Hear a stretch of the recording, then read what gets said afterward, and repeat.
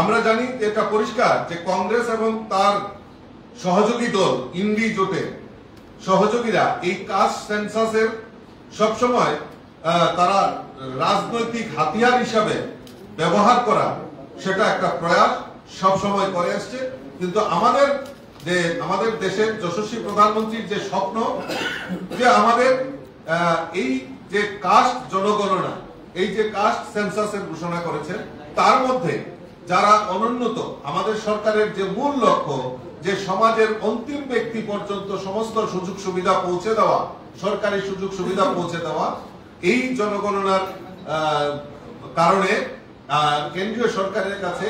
আমাদের ভারতবর্ষের কাছে পরিষ্কার এই কাস্ট এবং যারা দুর্বল তাদের যে চিহ্নিত করা, তার প্রয়াস আমাদের এই জনগণনা এবং কাস্ট এই যে জনগণনার মাধ্যমে সেটা অন্তর্ভুক্তি করা হবে। এবং আমাদের প্রধানমন্ত্রীর যে সংকল্প যে বিকশিত ভারত এবং 2047-তে বৈভবশালী ভারতের কথা চিন্তা ভাবনা করছেন, তার একটা জ্বলজ্বন্ত উদাহরণ এখানে। কারণ সমাজের সবকা সাথ সবকা বিকাশ, অর্থাৎ সমাজের প্রত্যেকটা অংশের মানুষকে যাতে সহযোগিতা করা, আর্থিকভাবে যারা পিছিয়ে পড়া তাদেরকে সহযোগিতা করা এবং তাদের উন্নতির মাধ্যমে এই ভারতবর্ষের উন্নয়ন সম্ভব, সেই যে কাস্ট জনগণনা তাতে একটা বিশাল বড় অ্যাচিভমেন্ট হবে এবং ফলপ্রসূ হবে বলে আমি বিশ্বাস করি।